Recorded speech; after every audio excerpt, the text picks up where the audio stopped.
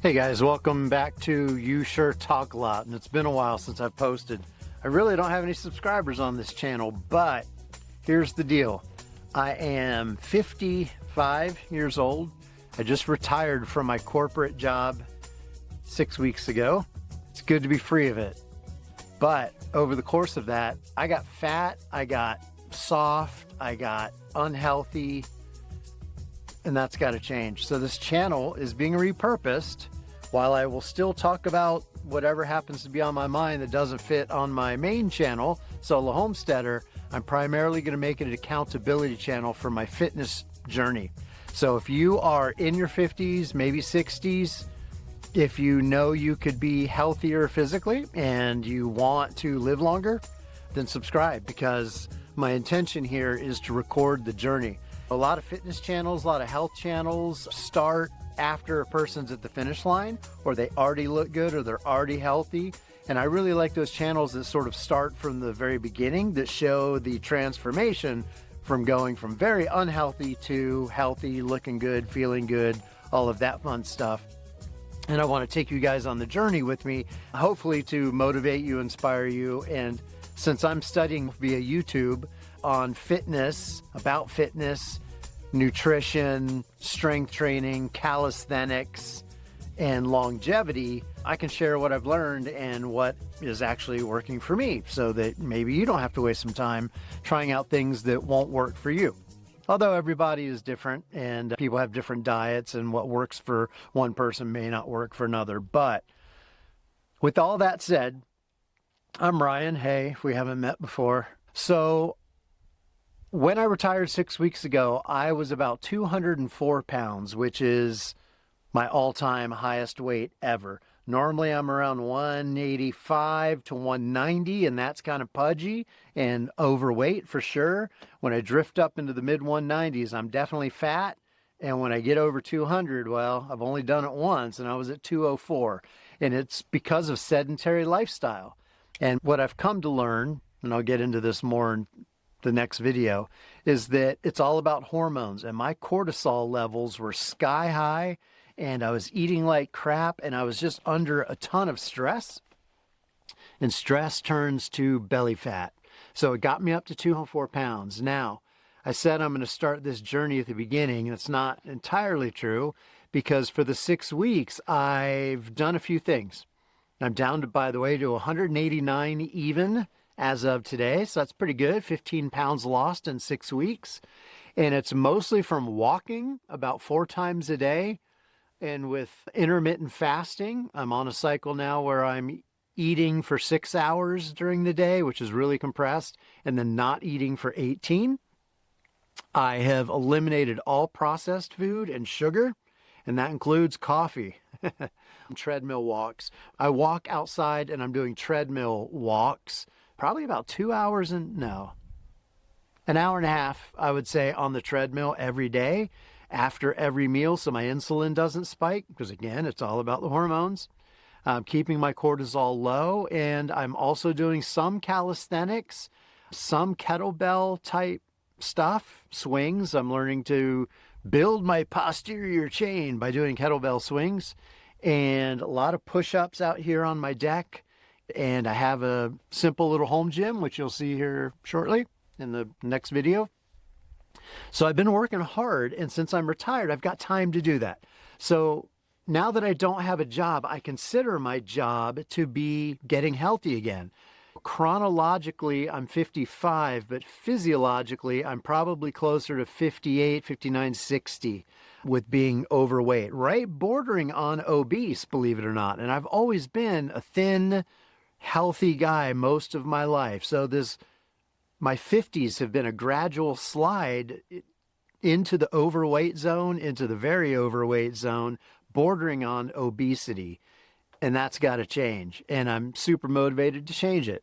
So that's just an intro video to kind of describe the direction this channel is going to go for a while. It's going to be about health and fitness. I would love for you to follow along, because I'm going to show everything, even take off my shirt and let you see my jiggling fat when I'm on the treadmill. I'm going to record some of my workouts. I'm going to take you on the walks. I'm going to talk about what I'm doing for diet and fitness. And I'm going to talk about the phases that I'm doing it in, because my priorities are going to change. Right now, my priority is losing visceral fat, which is that fat that gets packed in and around your organs and your heart and your liver and pancreas. That is way too high on me. And then belly fat, and getting that down so I don't look absolutely hideous when I take, in my mind, when I take off my shirt. That's priority number one, phase one. But then phase two is getting more stronger. My core has been completely neglected. In fact, I'll share a quick 2 things. So that's because of neglect and jumping back into it too fast. So I need to get my core strong again. That'll be a whole set of other videos. I want to get my pecs have really... Oh, let's talk about sarcopenia real fast before I wrap up this video. If you're not aware, older adults, starting at about age 40, start to lose about 1% of their muscle mass per year. And if you start adding that up through your entire 40s, through your entire 50s and 60s, you end up at age 70, if you make it that far, with almost no muscle mass. And it's muscle mass that A, burns calories and keeps your metabolism fast. So without having that, your metabolism slows down and you put on belly fat and visceral fat, which is what happened to me. And it doesn't protect you from falls, which is like #1 leading cause for older people to have to require some kind of 24/7 care or assistance because they fall and break a hip. And your bones, generally, from not being exercised and stressed, you start to lose calcium and density in your bones. So you become frail, essentially. And frailty is a direct result of lack of muscle on your frame. Now, when I was in my 20s, I did work out, and even a little bit into my 30s. It's not like I don't have any muscle, but I definitely see that my biceps have been shrinking. My inner pecs are almost completely gone. Lower pecs are almost completely gone. I do have a pretty strong back from all the physical labor that I was describing, like shoveling gravel, like just moving heavy things around. I have a pretty strong back, and I still have some quads because I have been doing air squats here and there for about the last 6 months and just, again, lifting heavy things. But everything else was neglected. So I'm suffering from sarcopenia and the high cortisol levels from stress from my job when I was working, and just visceral fat and belly fat built. So with all that said, phase one is just reducing some of that visceral fat, and I'm about halfway through that journey. I think it's down quite a bit. I'm seeing changes to my shape, my belly. I went from 42 inches, 41 or 42 inches on my belly measurement, which is massive for me. Normal for me is 36. I'm down to 39, and this morning it was like 38 3/4. So my belly is shrinking, and so I'm on my way, and I'm going to keep that up while I travel I'm leaving next week for California, then Japan, then Philippines, Thailand, and Vietnam, then Thailand again. So while I'm in Asia, the goal is to continue to walk. I'm going to walk my ass off in Tokyo.